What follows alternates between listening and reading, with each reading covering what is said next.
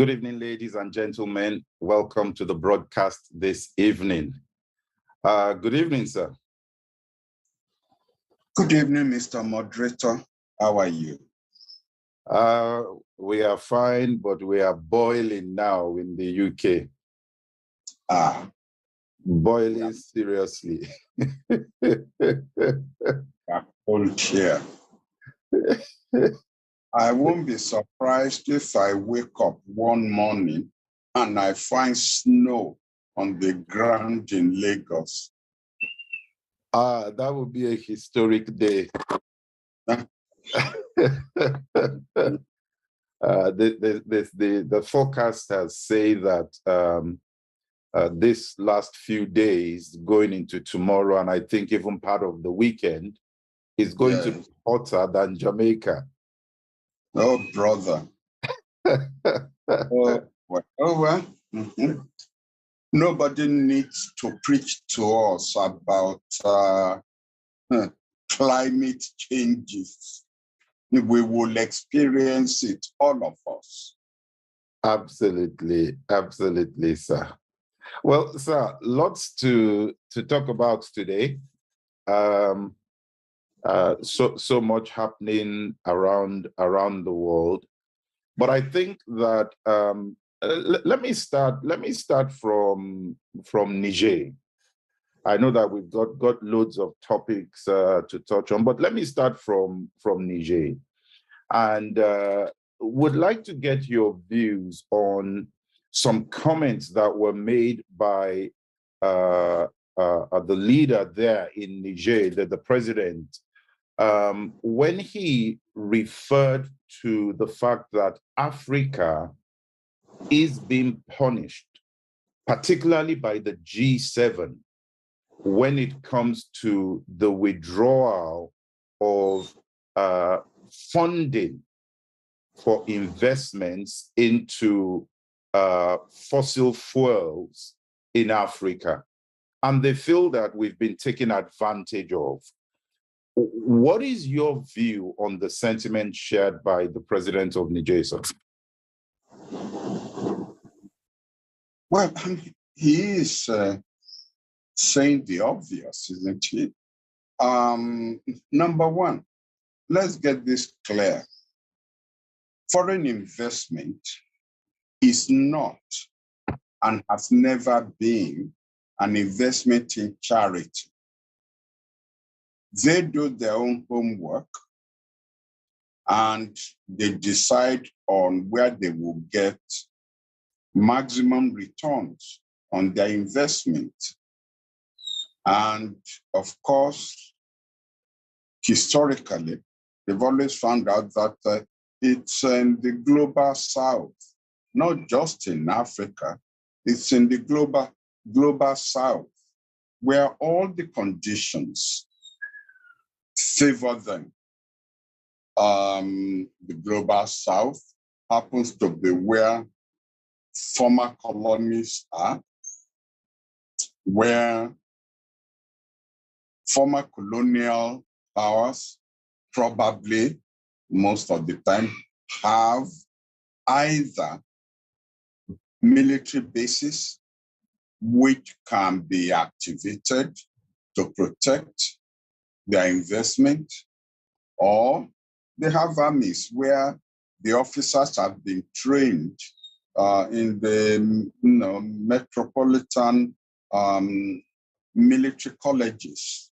And because there are people who will say, come on, 60 years after independence, Prof is still talking about, neocolonialism or what have you. I will ask them to go and read the book written by the economic hitman about how they use mercenaries to overthrow governments or put pressure on governments who are resisting the attempt to exploit economically not only just fossil fuel, any kind of, mineral resources.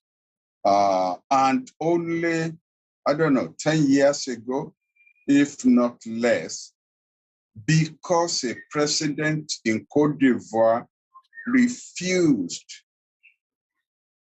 to allocate a contract to build a bridge to a French company because he got a better offer from a German company. And both countries are in the EU. They arranged for all kinds of riots, all kinds of things that necessitated their deploying troops from the French military base and finally overthrowing him, arresting him, flew him to the International Criminal Court on charges of spurious charges, as the court itself found out, of a crime against humanity. And the court at The Hague threw out, the charges that were filed. Of course, by that time, they had achieved their purpose, which is to install in power someone whom they found more amenable to the economic, the kind of economic contracts that they wanted and that they have. So when the president of Niger now screams out, it's saying the obvious. It's something that we already knew. They will find Africans that they can bribe, to make sure that the terms of the contract are in their favor, that the profits that accrue to Niger or any African country will be a pittance compared to the profits which the companies coming from the metropolitan countries will be investing in the country. So, I mean, Africa, and I think I've said this on this platform, Africa is the richest continent in the world in terms of possession of mineral resources, but it is the poorest continent in terms of the returns from these mineral resources into the exchequer of the African countries, simply because those who invest and the terms of the investment favor companies that come from the global north. So I'm not surprised that you said that. Okay, sir, let's look at the issue around the United Kingdom deporting some asylum seekers to Rwanda. Some months ago, we talked about the fact that the United Kingdom was paying millions and millions of pounds to Rwanda in an agreement that will allow some of these asylum seekers and immigrants to be relocated to Rwanda. But we saw an interesting twist this week, sir, where a UK Court of Appeal had said it was okay for the government to proceed, but then we had another European Court of Human Rights that blocked it, which meant that the plane that was supposed to take off couldn't really take off as scheduled. help us start to understand that after all Brexit, the noise about Brexit, that we still have a European body that's able to stop something that a UK court had said was okay to proceed with?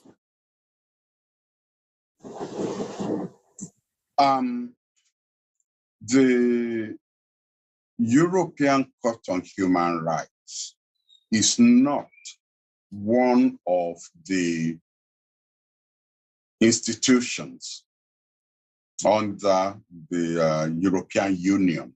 It isn't. It's a separate institution deriving its existence from the European Convention on Human Rights. Therefore, when Britain left the European Union, it did not withdraw from the European Convention on Human Rights. And since this court, the European Court on Human Rights, owes its existence to that convention, it still has jurisdiction over allegations of violations of human rights. And therefore, British citizens or anyone domiciled in Britain could actually have access to the court based on the fact that it's his or her human rights have been violated. And it was under this provision that the European Court on Human Rights exercised its jurisdiction and ruled that flying those people to Rwanda will amount to a violation of their human rights. Several issues, really, that I would like to draw attention to. We've already drawn attention to the racist element implied in the agreement between Britain and Rwanda. At the same time that you are taking in, that Britain is taking in refugees from Ukraine, because those refugees look like them, is deporting refugees to Rwanda because those refugees are from Arab countries, from Syria, from Iraq, from Afghanistan, who don't look like the British. Never mind that they don't look like we Africans equally, but I mean, let us not allow facts to detain us here. The important thing to the British government, the conservative government, was that, those refugees didn't look like them, and therefore they could be dumped on Africa. The first issue I'd like to bring to, I would like us to focus on is that there is nothing now called sanctity of the judiciary. Judges can differ, courts can differ. The judiciary is still manned by human beings, and they still reach their conclusion by invoking their mental faculties, but mental faculties that are often influenced by their own prejudices. Judges are human beings, and they have prejudices. And we've just found this out, that while the British judges sided with their government, the European judges, on the other hand, ruled against the British government. And if you now ask me, Prof, what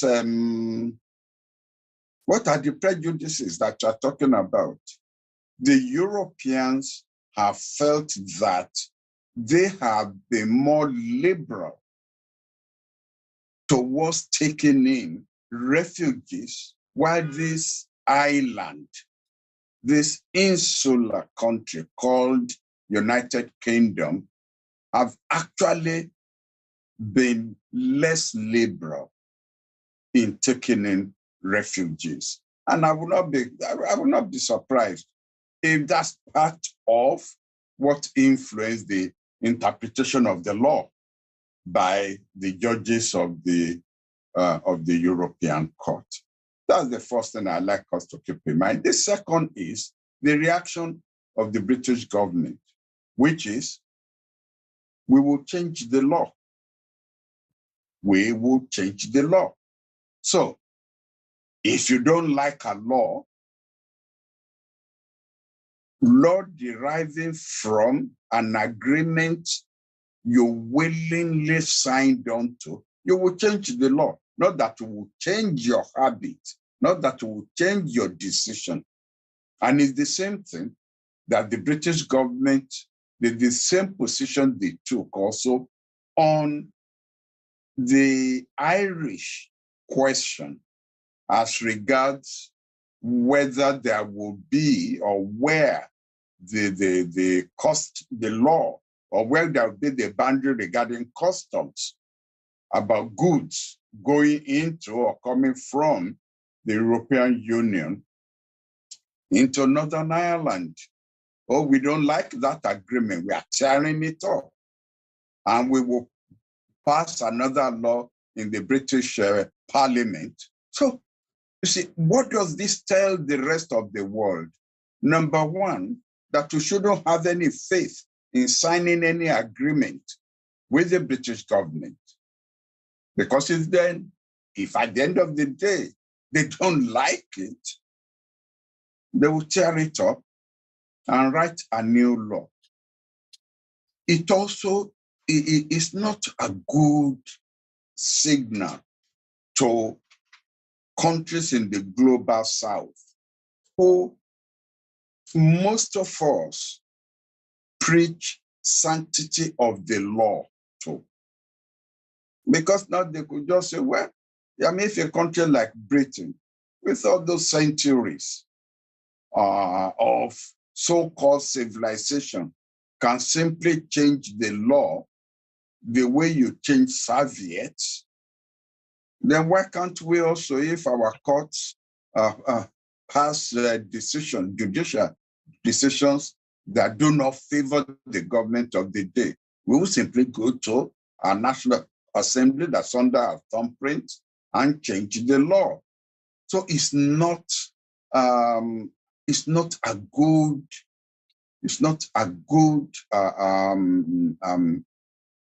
lesson that the British is exporting to the rest of the world. We've talked on this platform about the Commonwealth, for example.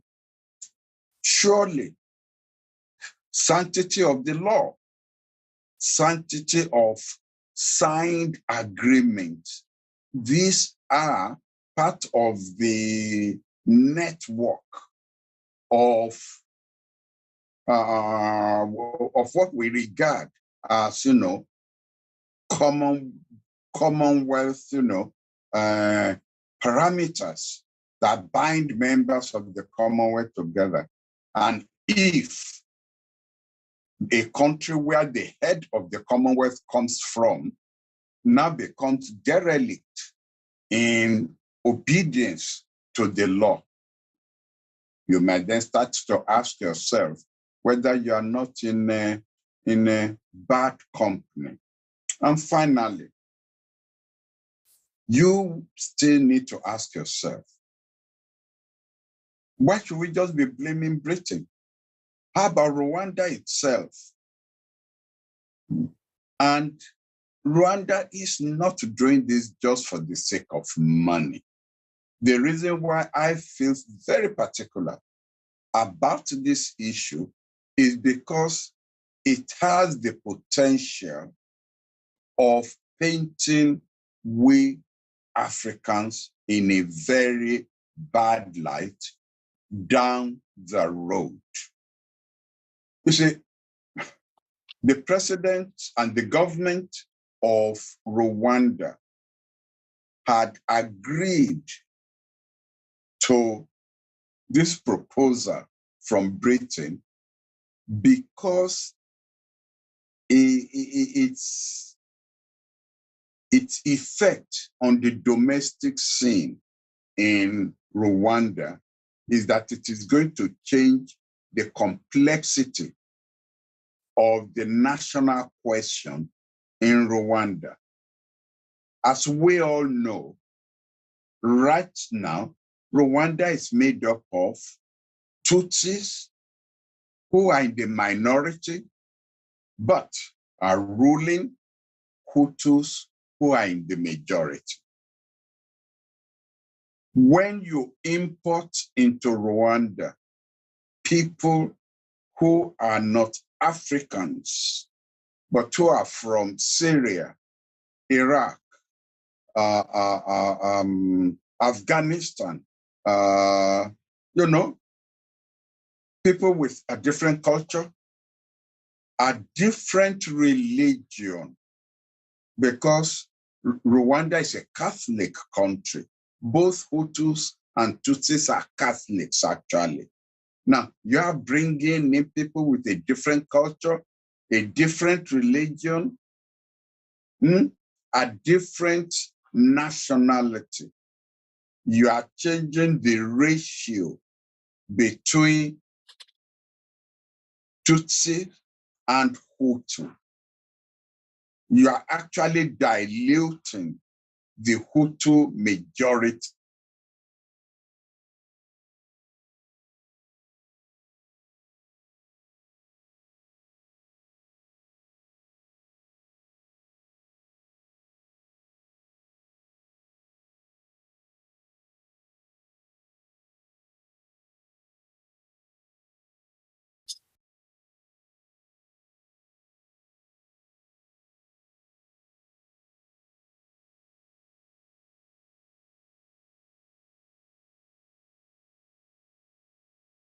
Hello, sir.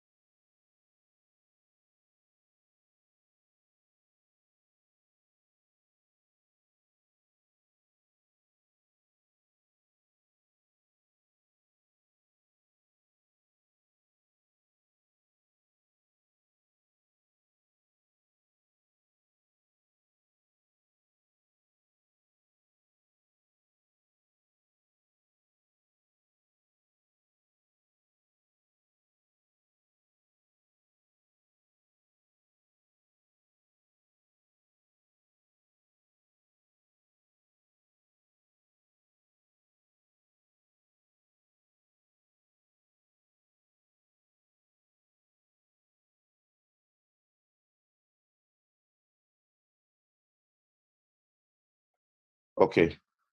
Sorry, ladies and gentlemen, we lost internet connection there. Sir, can you hear me?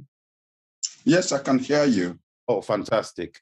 Yes, sir. So I was asking, you were speaking, sir, about the shift in balance of bringing in the immigrants and how that would affect the balance between the Tutsis and the Hutus. That was where we lost you, sir. Yes, yes. Well, I think I've made the point there that there are several things, that there are several stumbling blocks on this issue that's going to affect the way we are perceived by the rest of the world when the internal volcano blows in Rwanda itself. And I think that it is rather short-sighted of the president of Rwanda to have gone into this. He's forgotten what happened in Uganda under Idi Amin. And in fact, it's rather ironic that your Home Secretary Patel is a Ugandan Asian. She's one of those who was expelled from Uganda by Idi Amin. Is history going to repeat itself in Rwanda? And the world would have forgotten that it is the British who planted this seed, just as they forgot that it was the British who planted the seed in Uganda, and instead blame we Africans as being racist when Idi Amin then, expelled the Ugandan Asians. This history is going to be repeated in Rwanda how many decades down the road? There is an interesting point someone has raised here, sir. This person said, from another perspective, the people being the nationalities being deported are themselves more racist towards Blacks than they are towards whites. How would that impact what happens locally, given the fact that now they are going to get into that environment as the minorities?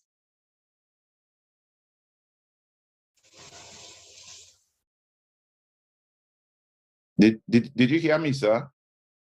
No, you kept fading in and out. Okay. Let me repeat the question, sir. Someone has raised a point here that the nationalities that are being deported or are being moved to Rwanda are themselves racist towards Blacks. And how is that going to affect the dynamic? Because now they are the minority in the midst of the Black community. Well, that's what happened in Uganda. The Asians in Uganda who were brought in by the British became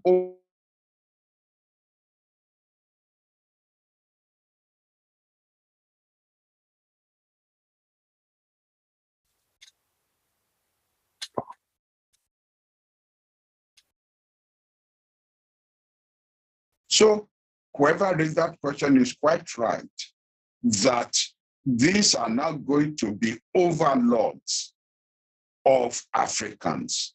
It's unfortunate. It's very unfortunate for we Africans that whoever comes into our continent usually ends up being our overlords, and therefore, they don't treat us as equals. They bring in their bank connections because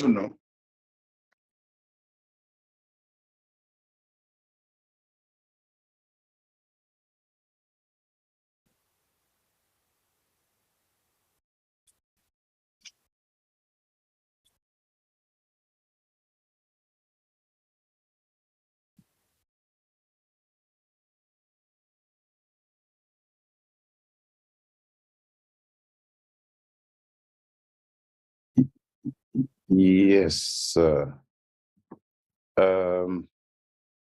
I think I have lost you again.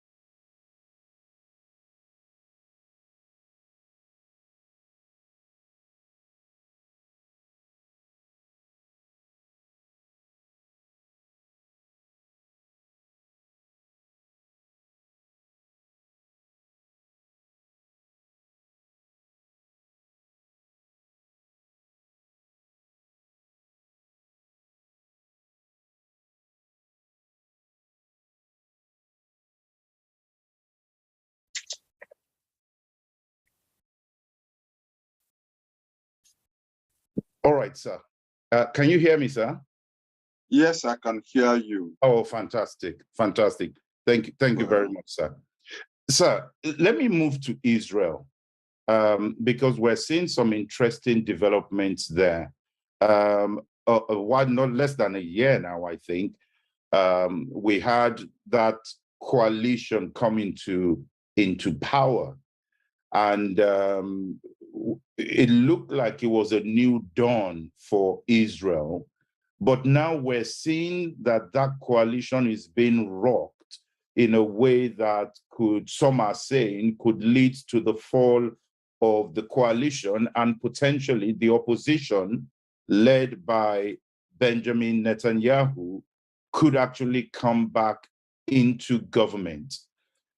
One, how do you respond to that, sir? And then we'll go to some other dynamics about the Middle East. What is your take on what's happening in Israel, sir? No, I think we will just wrap everything together because it doesn't really matter who forms the government in Israel in terms of its relationship with the Palestinians, its relationship with the United States, and the new relationship with Arab countries since the Abraham Accords. It's all being the same.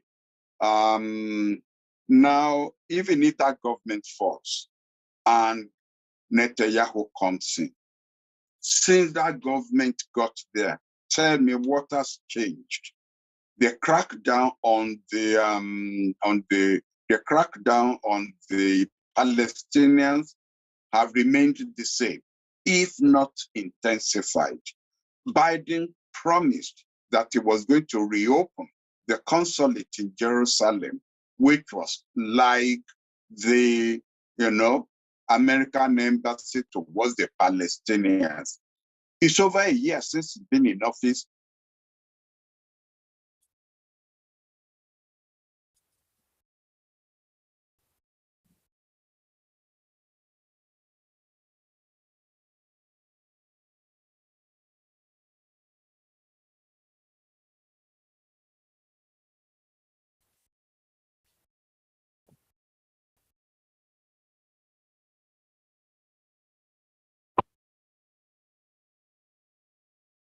We fight there.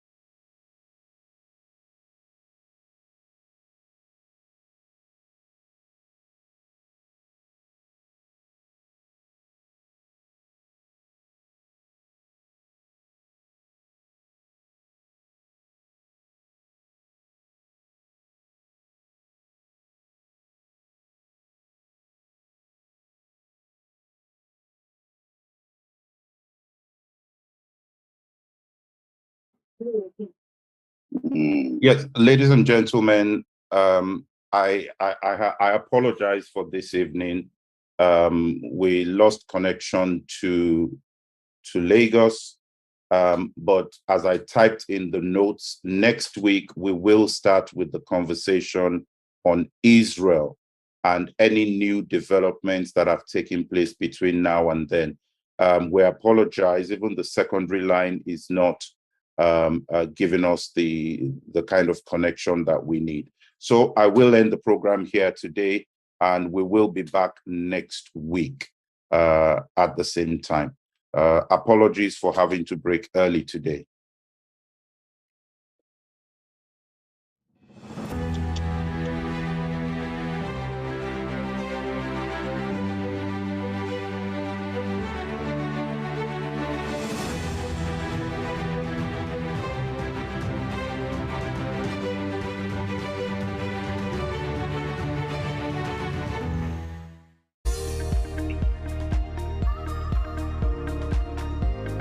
And this MTN, which one is this? No. I see. I see.